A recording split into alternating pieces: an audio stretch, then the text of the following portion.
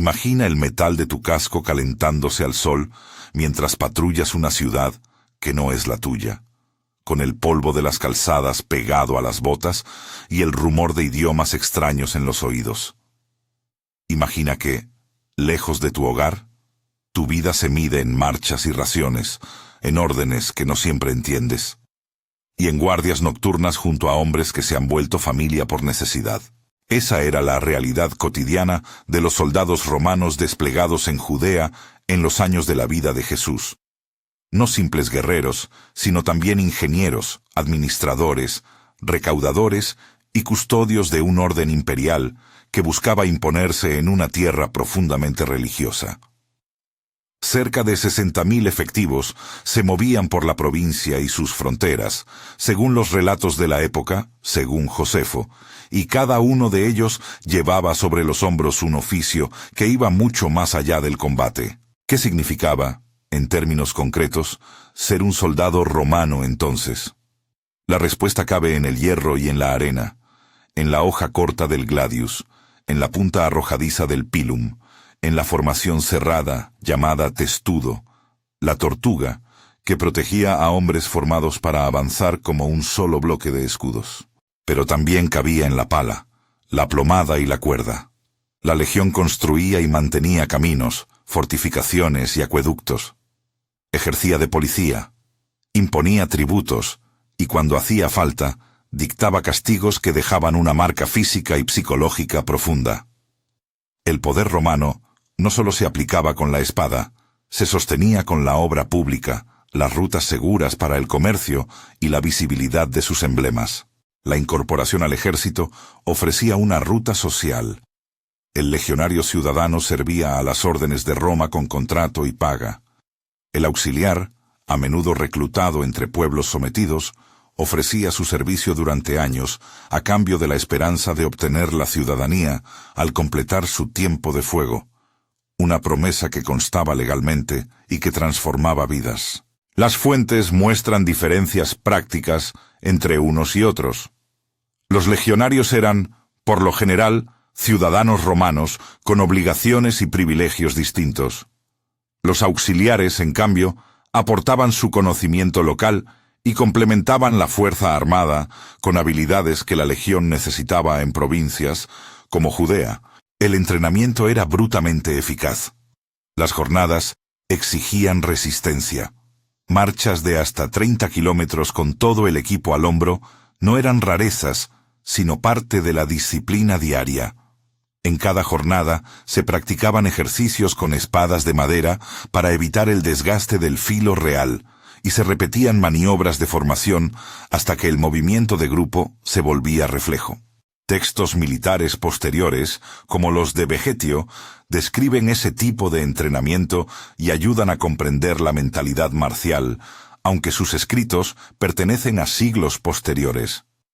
Ofrecen contexto técnico que coincide en esencia con lo que los arqueólogos y los historiadores reconstruyen sobre prácticas de época. El soldado debía aprender a marchar, a ensamblar y desmontar su tienda en minutos, a mantener el armamento y a obedecer una jerarquía que, por encima de todo, premiaba la disciplina y castigaba de forma ejemplar la indisciplina. La organización del campamento era una pequeña ciudad portátil. 8 hombres compartían tienda en lo que se llamaba contubernium. Ese grupo compartía raciones, confidencias y, con frecuencia, una dependencia afectiva que suplía la ausencia de la familia. Las inspecciones eran rituales. El centurión, figura central de autoridad, podía humillar o premiar con un gesto el desempeño de sus hombres. La cadena de mando hacía pensar en la eficiencia administrativa de Roma, pero también en la posibilidad constante de abusos. Un centurión experimentado controlaba no solo tácticas de combate, sino también la moral del grupo, y su palabra podía decidir la vida de subordinados y civiles por igual. La disciplina incluía castigos que hoy nos resultan brutales: la flagelatio, la azotaina, la pérdida de paga, o en casos extremos de insubordinación colectiva, la decimación, una práctica en la que, según fuentes antiguas, cada 10º hombre, era ejecutado por sus compañeros como medida ejemplar. Estas medidas servían para mantener la cohesión del grupo, pero dejaban heridas que no sanaban con facilidad. El miedo a la sanción estructuraba la conducta tanto como el deseo de recompensa. El sistema funcionaba, pero a un coste humano evidente. La vida cotidiana se articulaba en rituales casi domésticos. La distribución de raciones, la limpieza del equipo, el mantenimiento de las sandalias de cuero empeñadas en resistir kilometraje tras kilometraje. Las raciones militares eran prácticas pero austeras. La paga era, muchas veces, insuficiente para un soldado que deseaba una vida fuera de las campañas, y por eso el botín, los sobornos y el comercio ilícito terminaban siendo atractivas fuentes complementarias de ingreso. Era una tentación constante. Quienes patrullaban carreteras podían exigir o aceptar dinero por permitir el paso de mercancías, y el poder de policía abría la puerta a la corrupción. Los registros y epitafios que han llegado hasta nosotros, y las condenas de escritores morales de la época, sugieren que no era una excepción encontrar aprovechamientos personales dentro de un sistema cuyo objetivo formal era asegurar la pax romana. Más allá del hambre de riqueza, la soledad era un enemigo silencioso. Separaciones prolongadas de la familia, la ausencia en el nacimiento de hijos, o el duelo que se vive en silencio tras una carta tardía. La legión pedía entrega total. Algunos legionarios, tras años de servicio, regresaban a casa con heridas visibles o invisibles. Otros se quedaban, como colonos o veteranos que recibían terrenos. La pensión, la tierra y la ciudadanía ofrecida a los auxiliares al cabo de su tiempo de servicio eran mecanismos para romanizar provincias y asegurar estabilidad a largo plazo. En Judea, esa política produjo transformaciones materiales, villae, caminos, edificios, que sobrevivieron en piedra.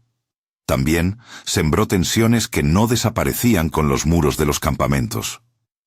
Si la legión era acero y logística, la función ingenieril era el rostro civilizador, desde el punto de vista romano, de su presencia. Los soldados levantaban fortines, abrían calzadas que comunicaban ciudades, excavaban cisternas y contribuían a obras públicas. La infraestructura militar no solo servía a la movilidad del ejército, sino al comercio y a la vida urbana. En Judea hubo proyectos notables. La fortaleza Antonia, junto al templo de Jerusalén, que dominaba la explanada. Cesarea Marítima, puerto monumental construido por Herodes y fortalecido por Roma. Herodium, vigilancia y palacio en la cumbre. Y décadas después, los relatos sobre Masada, fortaleza de resistencia y símbolo de una tragedia aún por desarrollarse en la historia judicial de la provincia. Estas obras, fruto de la mano de soldados y civiles, dejaron huella en el paisaje y en la memoria. Pero la visibilidad de Roma implicaba también provocación.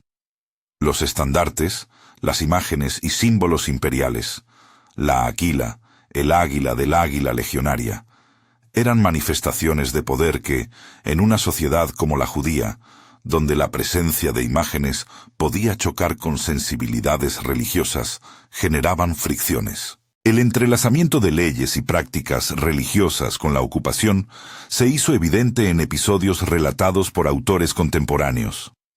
La introducción de estandartes en Jerusalén provocó protestas, y la insistencia de algunos gobernadores en mostrar símbolos ofensivos fue fuente de escándalo y enfrentamiento, según los textos de la época, según Josefo y otros cronistas. La tensión era tangible en las calles y en los mercados. La presencia militar podía entenderse como seguridad o como humillación, según el ángulo desde el que se mirase. Esos choques culturales no eran abstractos. Muchos soldados, destinados a una provincia con prácticas y creencias distintas, se enfrentaban diariamente a reglas de pureza, a observancias sabáticas y a costumbres que les parecían extrañas y, en ocasiones, irritantes. Pilatos, como gobernador, se vio envuelto en controversias cuando introdujo elementos que los judíos consideraron ofensivos, y aquellos errores de cálculo muestran la fragilidad de la ocupación.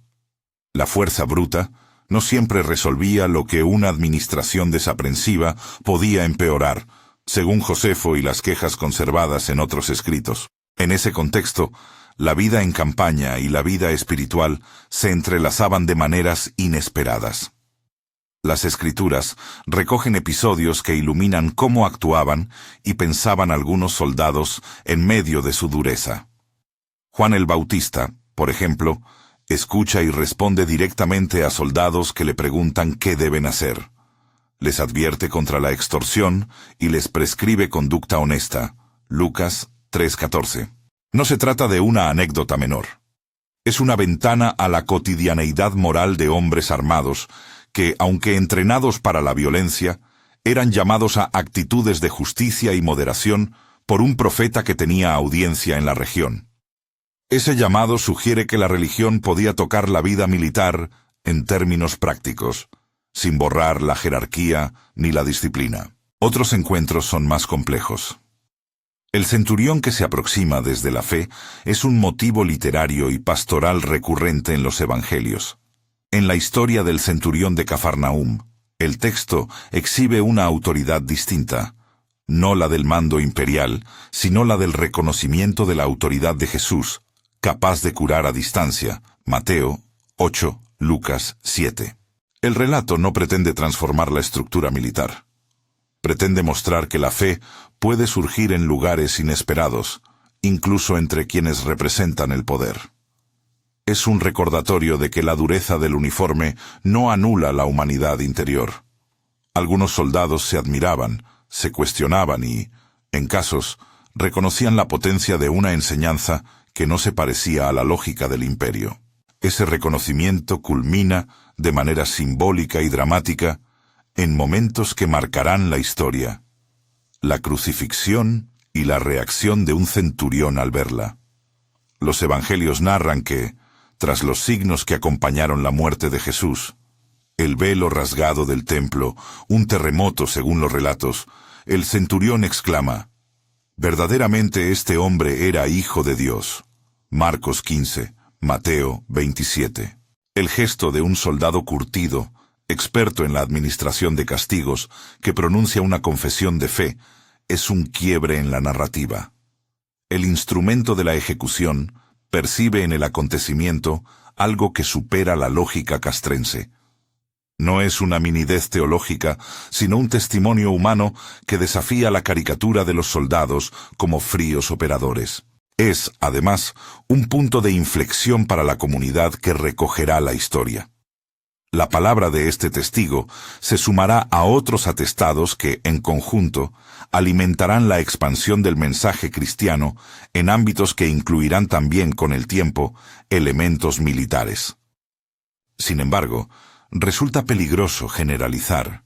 No podemos afirmar sin pruebas que la conversión de soldados fuera masiva.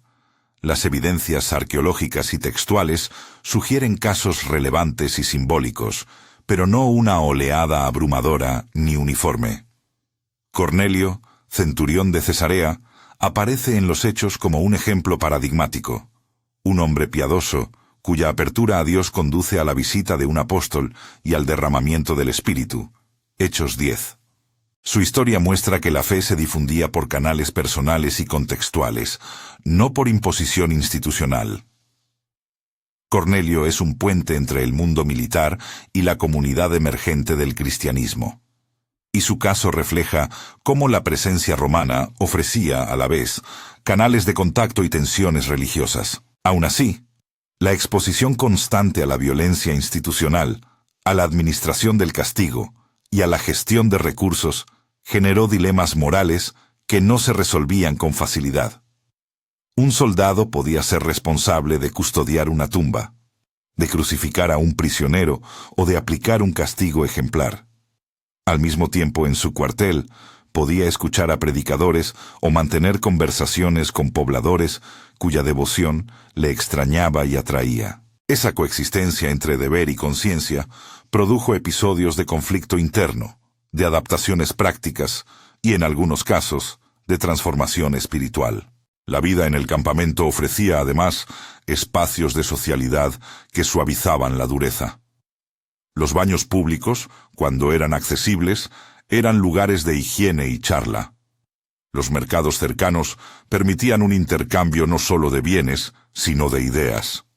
Los hospitales militares atendían heridas y enfermedades, muchos de los cuales quedaban documentados en inscripciones y restos arqueológicos. Aún en la rigurosidad de la disciplina, había momentos de humanidad. Cartas de viudas de veteranos, epitafios que celebraban servicios cumplidos, y sellos de gratitud que muestran rostros humanos detrás del uniforme. La interacción con la población civil no era siempre violenta, a veces era administrativa, a veces judicial, y otras comercial. Los soldados custodiaban rutas comerciales que beneficiaban a la economía local, aunque ese beneficio a menudo venía acompañado de la presión fiscal y del riesgo de abusos. No faltaron ejemplos de depredación, requisiciones forzosas de alimentos, cobro de peajes y conductas predatorias por parte de oficiales codiciosos. La tensión entre la necesidad de mantener el orden y la tentación de lucrar con la ocupación estaba presente en cada retén. Esa ambivalencia alimentó resentimientos y, al mismo tiempo, posibilitó alianzas de conveniencia. En el plano de lo simbólico, las insignias y las formas de señalización del poder romano eran instrumentos de dominación, pero también de convivencia ambigua. Un aquilífer que paseaba el estandarte en una vía de Cesarea o un legionario en marcha por un camino recién pavimentado proyectaban la imagen de Roma, que para algunos era sinónimo de estabilidad y para otros de humillación. La respuesta local oscilaba entre la adaptación, la resistencia pasiva y, en ocasiones, la protesta abierta. Gobernantes prudentes intentaban gestionar esas tensiones. Otros, como Pilato según las fuentes, cometieron errores que exacerbaban el conflicto, según Josefo y otros cronistas. Y no obstante, entre castigos y obras públicas, entre marchas y baños, surgían historias personales que iluminaron la vía de la conversión. Una carta de un veterano podría hablar de su hogar. Una inscripción funeraria podía recordar la fidelidad de un compañero caído.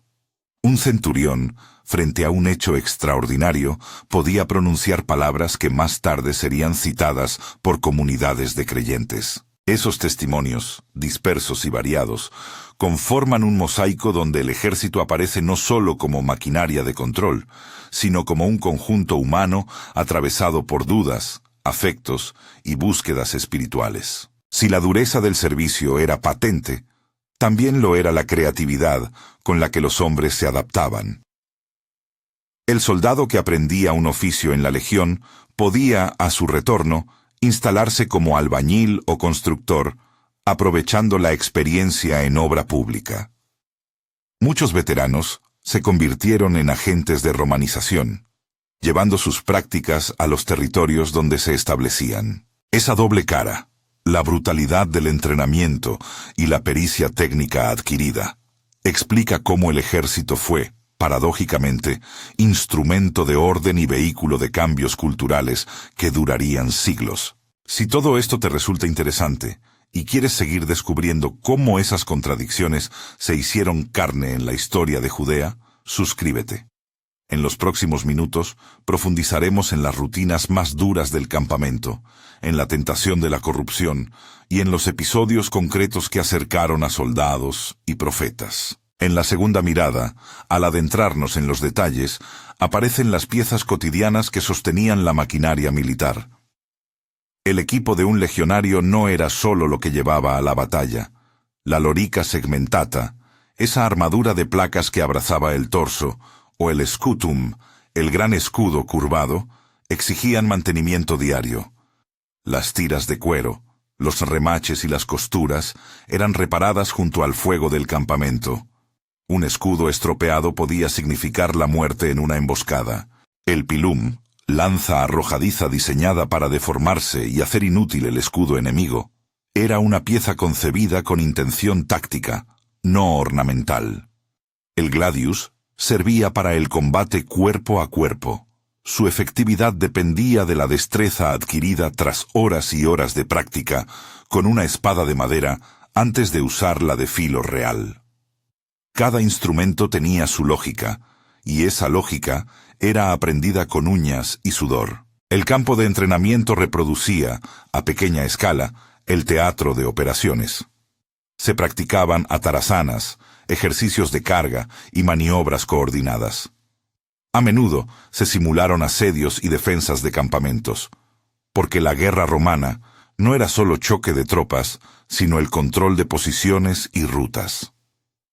La disciplina fomentaba la rapidez en montar y desmontar campamento, la eficacia en la construcción de fortificaciones temporales y la habilidad para adaptarse a terrenos hostiles. El soldado que no cumplía con esos requisitos ponía en riesgo a sus compañeros.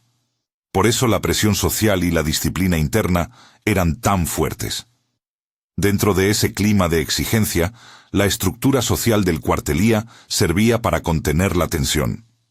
El contubernium, la contubernalidad de 8 hombres, era la célula básica donde se intercambiaban noticias, donde se guardaban objetos personales y donde se tejían relaciones que muchas veces duraban más que el propio servicio. Allí se cocinaba, se dormía y se planeaba.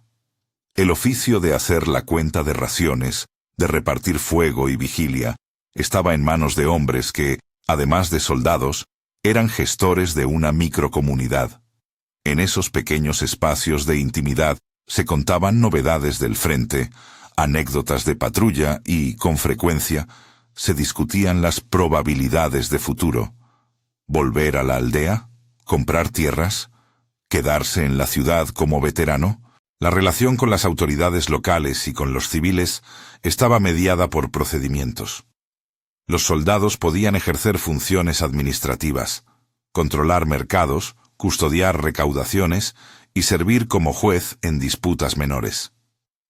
Esa externalización de la jurisdicción militar alimentó resentimientos, porque donde hay autoridad, a menudo hay abuso. La casuística es amplia: requisas por necesidad logística, apropiación de recursos para el sustento de las tropas, cobro de tarifas.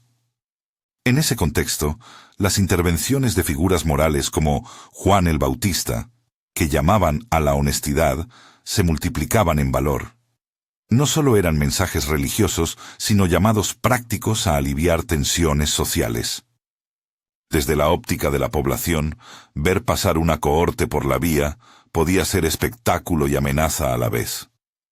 Hombres uniformados con insignias desconocidas, acampando junto a un barrio, provocaban curiosidad y, en ocasiones, miedo. Los templos y sinagogas sentían la presión. La presencia de hombres que no respetaban ciertas leyes de pureza podía generar escándalo. La administración, por su parte, buscaba soluciones que evitaran la escalada de conflictos. Cuando no las encontró, las consecuencias se hicieron visibles en disturbios y enfrentamientos que los gobernadores trataron de sofocar, a veces con más mano dura de la necesaria.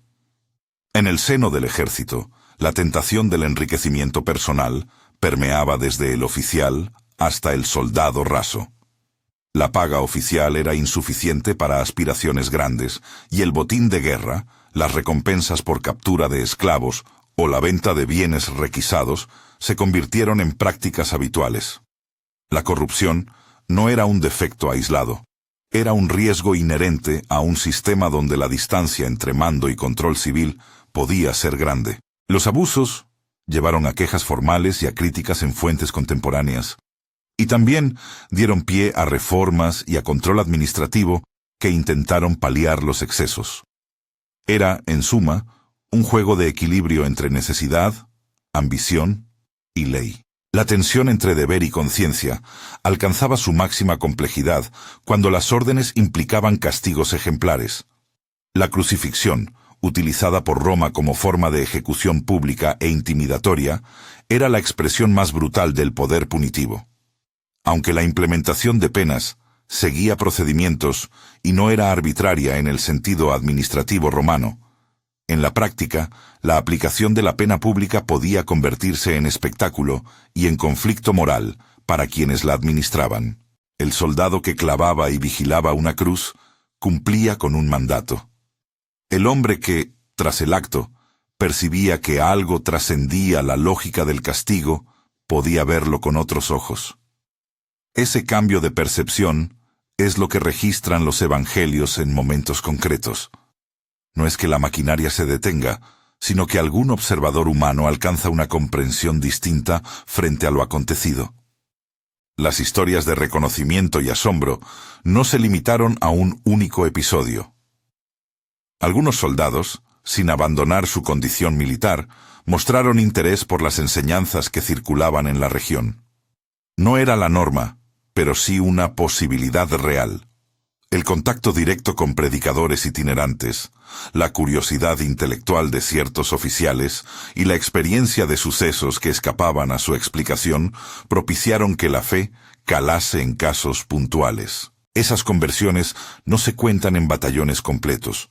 Son testimonios individuales que, no obstante, tuvieron ecos más amplios en comunidades locales. Por otro lado, la arqueología ofrece una cara material: inscripciones con nombres de legionarios, lápidas de veteranos que mencionan su servicio, monedas y restos de campamentos. Esos vestigios permiten reconstruir la geografía de la presencia militar y corroborar que, además del combate, hubo una densidad de actividades civiles y técnicas.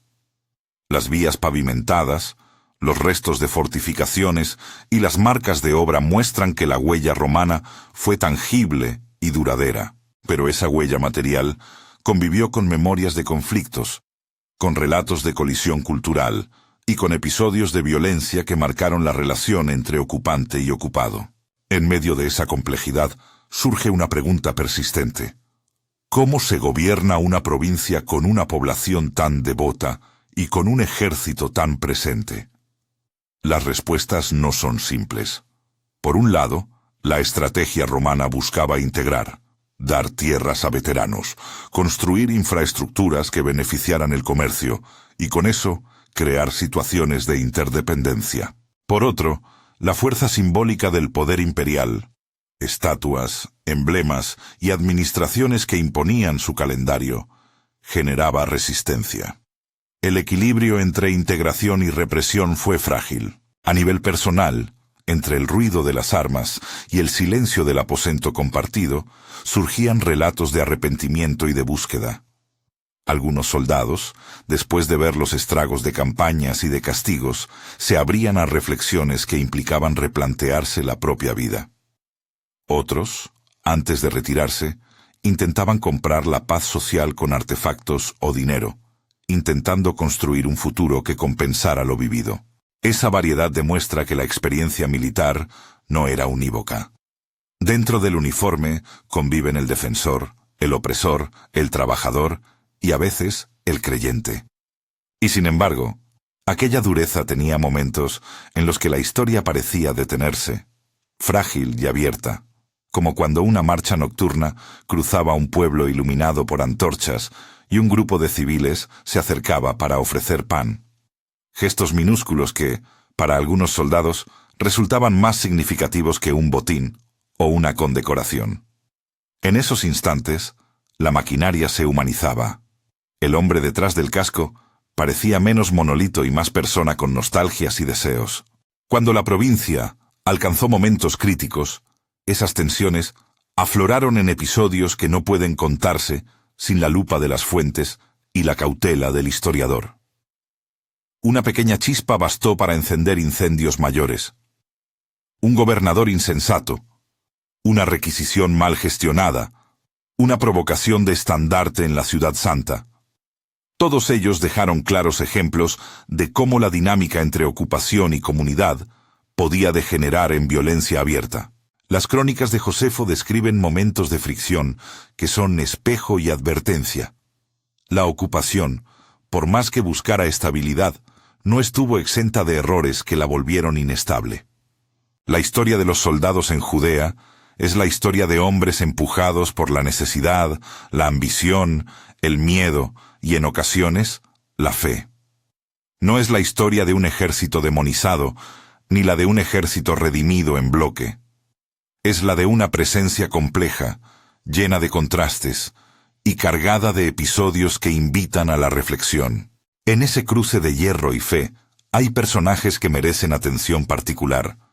El centurión que admira a Jesús desde la distancia, el soldado que escucha al Bautista y hace examen de conciencia, Cornelio que se deja transformar por un encuentro personal con la comunidad cristiana.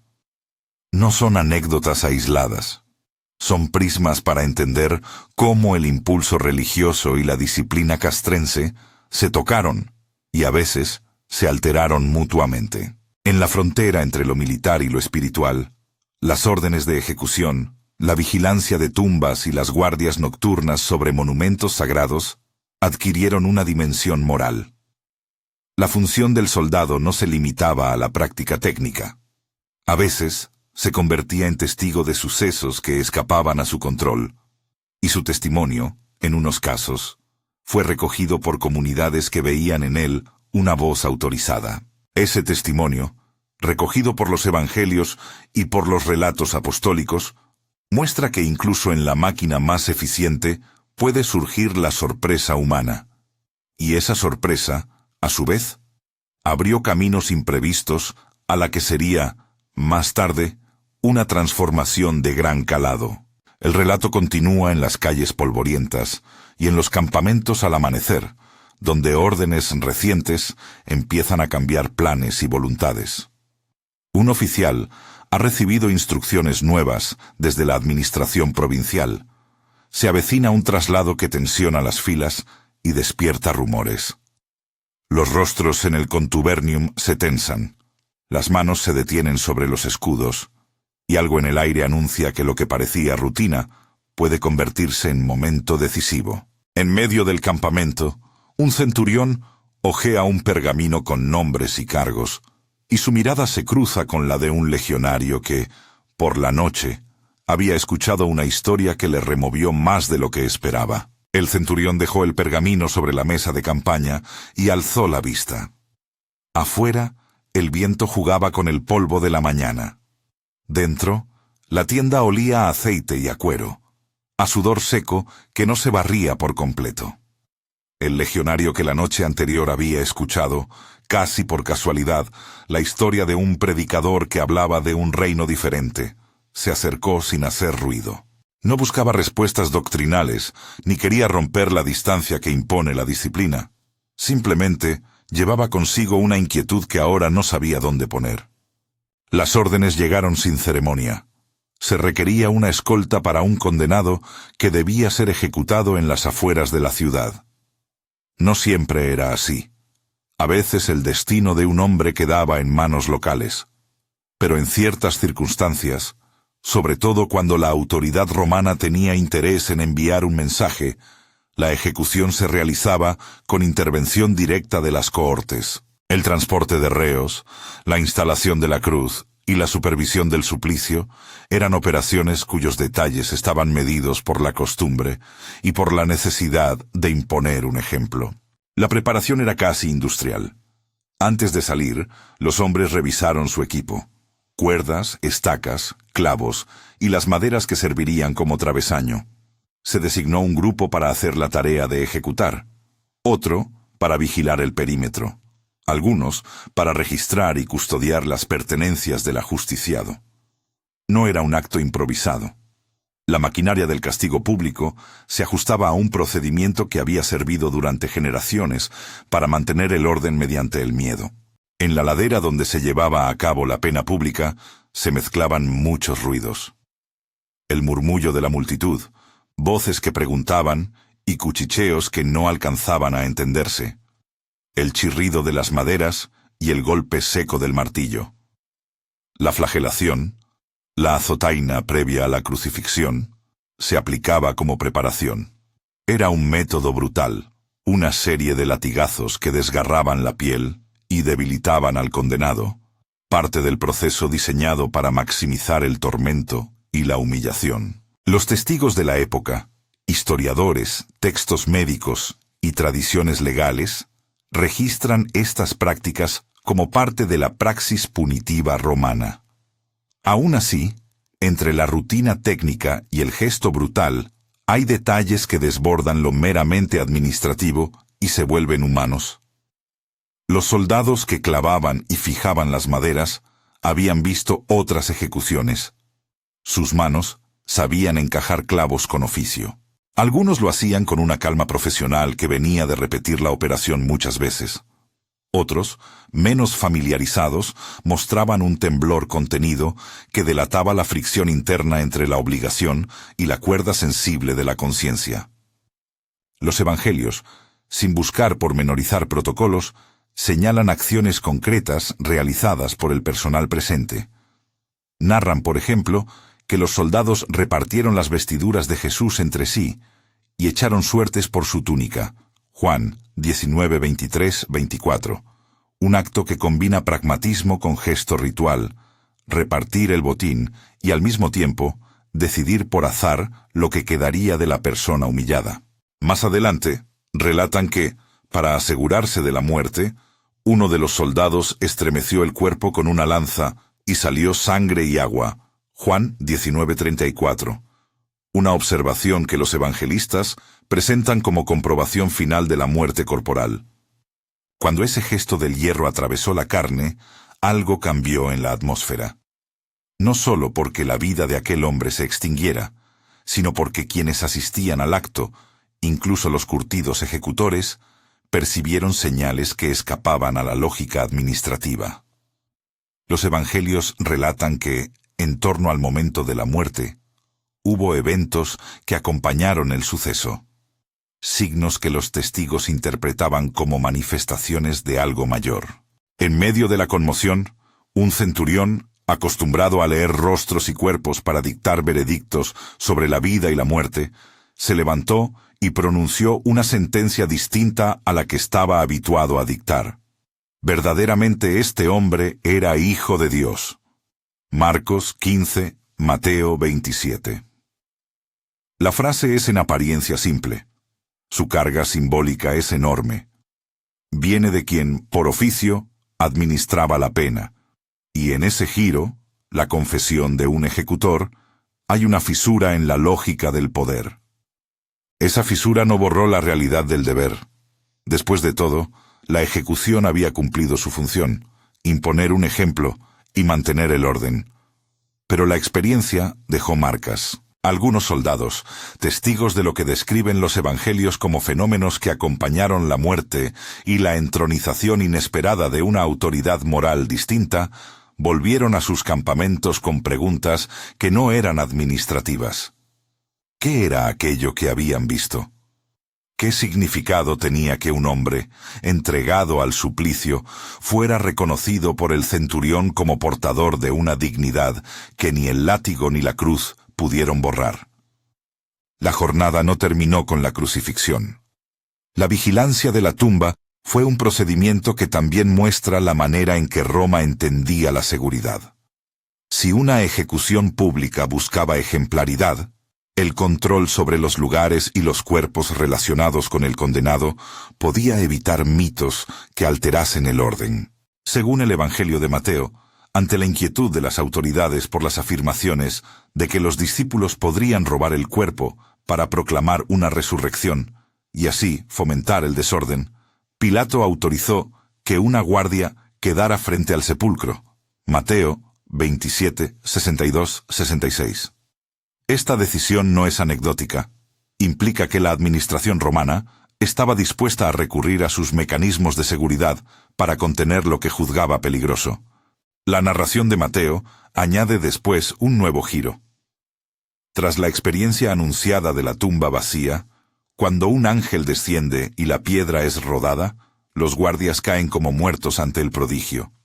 Y luego, despertados, terminan aceptando un soborno para difundir una versión que disuelva el escándalo, que los discípulos habían robado el cuerpo mientras ellos dormían. Mateo 28. Ese episodio, narrado por la comunidad que conservó la tradición, plantea una tensión humana. El miedo, la vergüenza y la posibilidad de adquirir protección mediante dinero. No es difícil imaginar la presión sobre aquellos soldados. El ridículo ante un suceso inexplicable, la implicación de su fracaso en la custodia y la facilidad, tan humana, de resolver la cobardía con un intercambio monetario que restaura el honor a cambio de silencio. La historia de la crucifixión y lo que la siguió se convierte entonces en un espejo para el dilema que ya se observaba en el terreno cotidiano. Obediencia contra conciencia. Deber contra asombro. El interés en preservar una carrera o un estatus frente a la posibilidad de reconocer algo distinto. No todos los soldados respondieron igual ante esos desafíos. Algunos aceptaron el soborno. Otros, conmovidos por lo que vieron, se quedaron con preguntas que tal vez transformarían su vida. La figura de Cornelio en Hechos ofrece un contraste nítido y documentado de la apertura que podía surgir en un contexto militar. Centurión de la cohorte llamada la Italiana y residente en Cesarea, Cornelio se describe como hombre piadoso, generoso con los necesitados y temeroso de Dios. Una visión que lo empuja a enviar mensajeros a Pedro, quien recibe una revelación que permite bautizarlo junto a su familia y allegados. Hechos 10. La importancia de este episodio no estriba solo en la conversión de un oficial, radica en que un hombre con responsabilidad militar se convierte en puente entre la comunidad cristiana y una esfera de poder diversa, mostrando que el cristianismo primitivo encontraba interlocutores en lugares donde la geografía del imperio y la movilidad de sus hombres los ponían en contacto con nuevas ideas. Hechos subraya que la fe se difundía por vías personales, visiones, conversaciones, hospitalidad y acción social. Cornelio no fue resultado de una campaña misionera institucional dirigida al ejército. Fue el fruto de encuentros humanos y de la apertura personal de un individuo que, a pesar de su función, tenía un corazón a la escucha. Su caso no debe ser tomado como prueba de una ola masiva de conversiones entre tropas. Más bien, es un testimonio claro de que la fe cristiano-judía podía arraigar en un contexto militar bajo condiciones particulares. Con el paso del tiempo, la presencia cristiana entre soldados aumentó, pero de manera gradual y desigual. La evidencia arqueológica posterior, inscripciones epigráficas y epitafios, además de textos literarios, muestran que en siglos posteriores hubo soldados cristianos que usaron símbolos y dejaron memoria de su fe. No obstante, decir que el ejército se llenó de creyentes de la noche a la mañana sería una simplificación que no respeta las fuentes. Lo verosímil es una mezcla. Individuos que abrazaron la fe, unidades donde la convivencia con cristianos locales facilitó contactos y también resistencias donde la identidad militar y la lealtad al imperio se anteponían a cualquier paso hacia una religión local. Volvamos por un momento a la escena posible del centurión que exclamó la confesión pública en la cruz. Imaginemos no la caricatura del héroe, convertido en un instante, sino el rostro de alguien que vivía la tensión habitual de su oficio, y que, confrontado con signos insospechados, percibió una verdad que la práctica no podía neutralizar. Su voz, recogida por los evangelios, circuló en comunidades que valoraron el testimonio de un actor que, por su posición, podría dar fe de lo sucedido. En el eco de esa declaración se alimentó la narrativa de quienes, desde muy pronto, vieron en ciertos soldados no solo a agentes del orden, sino también a testigos involuntarios de un misterio. La tabla de consecuencias es larga. Para algunos oficiales, el encuentro con la novedad espiritual provocó un replanteamiento privado. Otros se mantuvieron firmes en su papel. Algunos aceptaron el soborno que cerraba la boca a la sorpresa. Otros sintieron que la experiencia les exigía algo más. Y más allá de los individuos, la relación entre la presencia militar y la comunidad local evolucionó. La romanización trajo infraestructuras y organización, pero no pudo controlar la circulación de ideas que procedían de los mercados, de los campamentos y de las casas religiosas. El resultado fue una transformación lenta. en la que los vestigios materiales, vías, fortificaciones, villas, convivieron con memorias orales y testimonios que, más tarde, encontrarían caminos escritos y comunidades organizadas. El ejército dejó también huellas concretas en la memoria cristiana.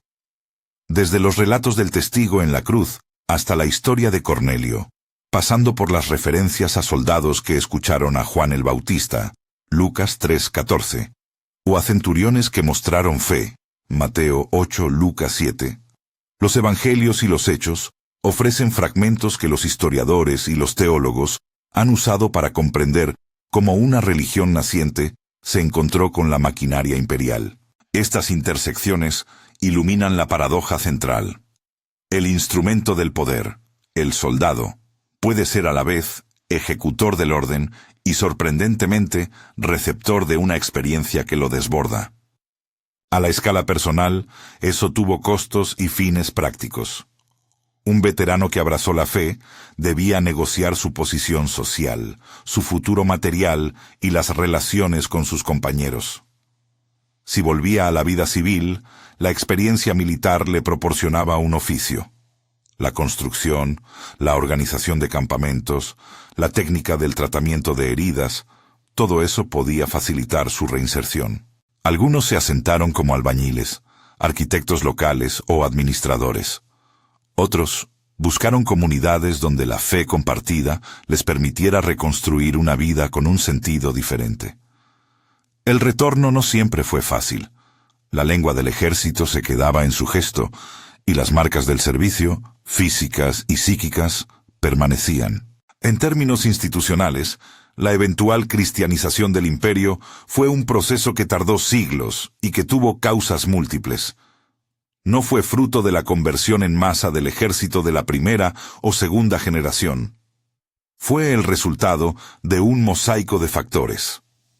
Transformaciones sociales, decisiones políticas y la marcha natural de una religión que se hizo atractiva en distintas capas de la población.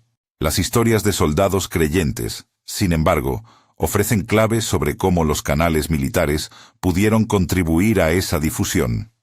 Movilidad de personal, contactos en puertos y ciudades, y a veces la presencia de comunidades cristianas junto a enclaves donde vivían veteranos.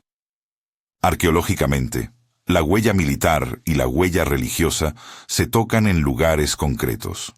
Inscripciones que mencionan cohortes, lápidas de veteranos con símbolos cristianos y restos de campamentos que más tarde albergaron edificios con funciones civiles muestran que, en la geografía del imperio, la vida militar y la vida religiosa se entrelazaron. Esos restos no son pruebas de una conversión masiva, pero sí testimonios de la coexistencia y del diálogo sutil que se estableció a lo largo de generaciones.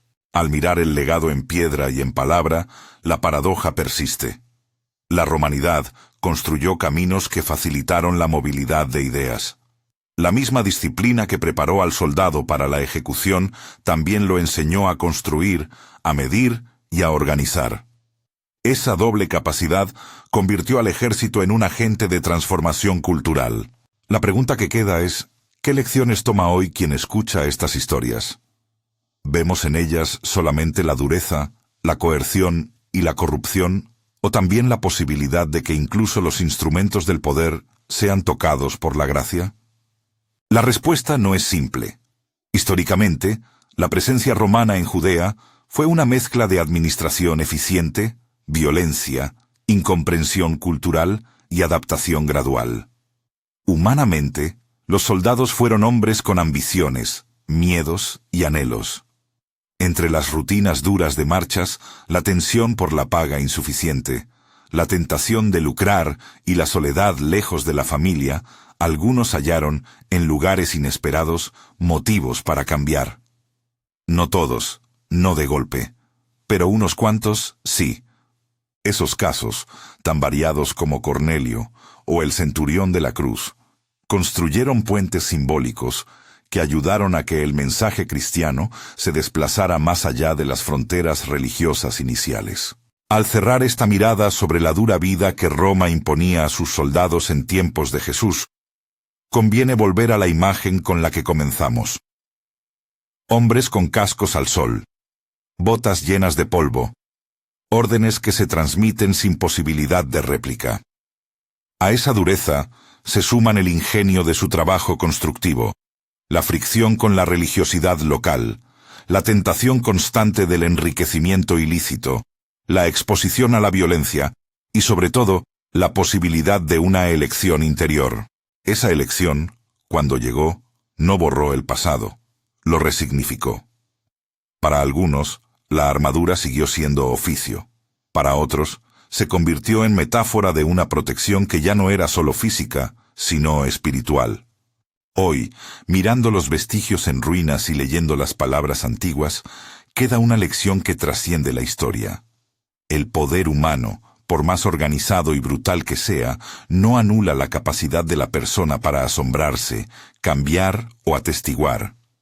Si quieres seguir explorando estas intersecciones entre arqueología, historia y fe, y descubrir más episodios en los que la dureza del mundo y la ternura del mensaje cristiano se tocan, suscríbete y mira los otros vídeos relacionados. Y cuéntame en los comentarios, ¿qué te sorprende más de estas historias? ¿La dureza del servicio o la posibilidad de conversión entre quienes lo ejercían?